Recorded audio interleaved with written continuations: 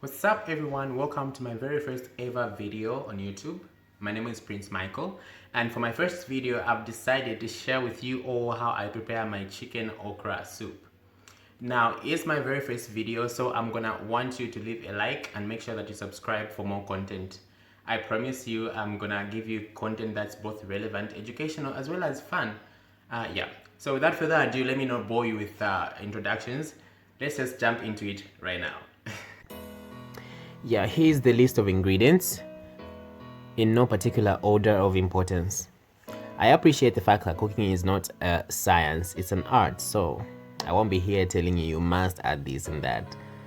You can improvise, but bear in mind that this is a chicken okra soup, so the chicken and the okra are a must. If you're going to use potatoes, make sure you use pre-cooked potatoes. So I preheated the oil. I added 2 tablespoons of oil. I'm now adding the chicken to that. You can use any part of the chicken, but for this I use the breast.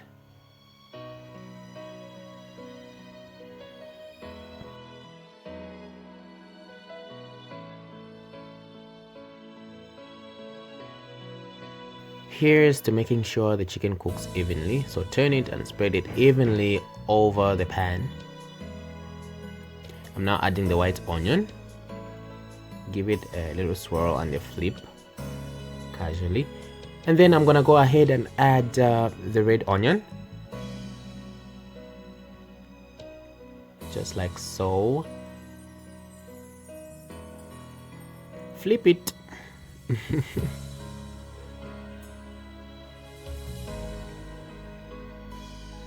I'll add 2 generous pinches of parsley, dried parsley. You can use a herb of your choice, dried or fresh. Remember, it's an art, so do whatever serves your palate best. Give it a stir, a flip, a swirl. Alright, now that's just drama. We don't need all that.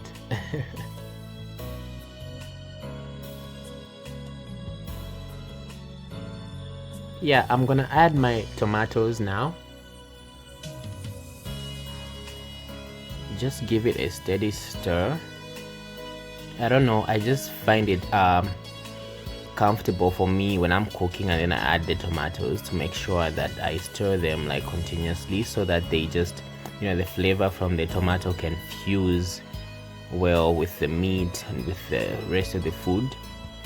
So just in case I've lost you somewhere along the way, this is not a stir fry, it's a soup. So soon I'm gonna switch to a pot.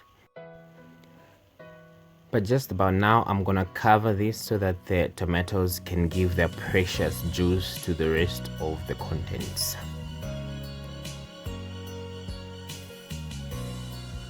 Looks pretty good right now. Make sure. Now I'm gonna add my pre-cooked potatoes. And I pre-cook the potatoes because potatoes take ages to cook, so I don't want everything else to overcook while I'm trying to make sure that the potatoes are cooked.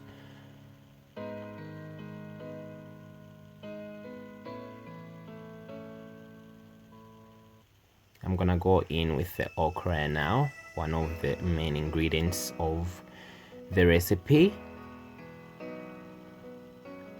And add in the cabbage,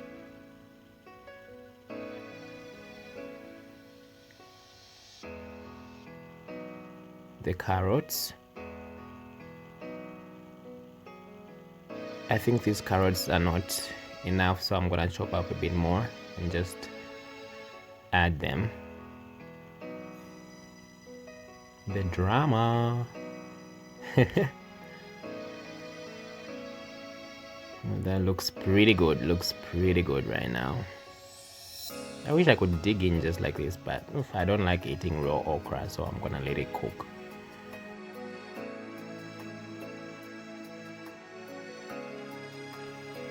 So now I'm gonna add the olumanda, like I listed earlier. So this is a vegetable or herbal leaf that we eat here in Zambia. I don't know if other parts of Africa eat them. They have a sour taste and they're a bit slimy, but less slimier than the okra. But I like the effect that they add to the dish. They mimic the taste that a certain mushroom that we grow here in Zambia called tente would add to a meal. Oh, and yeah, I like to add salt when I'm done adding all the other ingredients or the other pieces to the meal, so that everything can absorb the salt at the same time.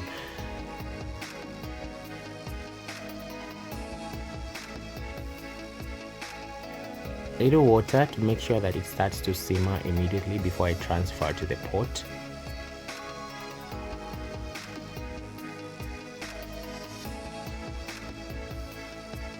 I'm gonna add 1 teaspoon of curry powder.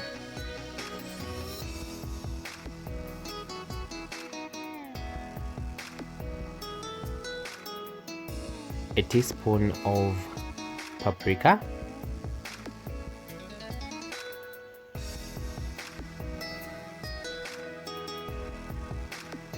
And a teaspoon of ginger powder.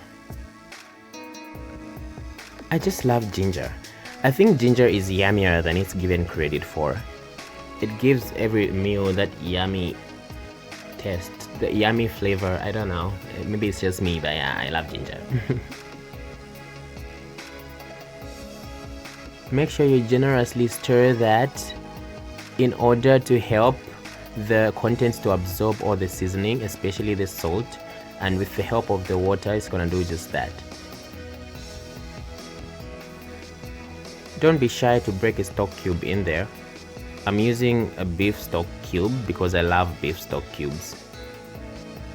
And don't be mad at the huge chunks because stock cubes easily melt in the moisture.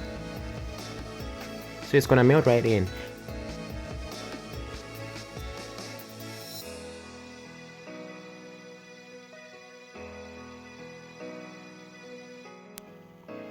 And cover it for a minute. Wow, it looks good already. So I'm just gonna switch to the pot. Remember, it's a soup, so what's soup without like a whole bunch of water? So I'm gonna add some water to this just after. There you go. I'm just using like the remaining stuff on the stir fry pan to just, you know, get as much flavor as I can from the pan.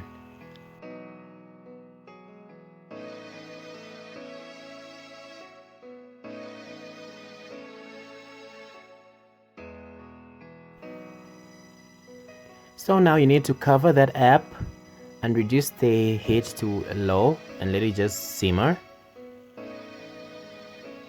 I don't know what happened to the clip there, but I just added a soup thickener, and it thickens and browns the soup at the same time, so it's one of my favorite soup thickeners to use. You can always skip the thickener. We've already established that cooking is not a science. This looks pretty good. I'm a happy person right now. I'm happy. Alright, let's go ahead and check out the final result. Yum. Sprinkle the dried parsley and garnish with a lime or lemon. We're good to go.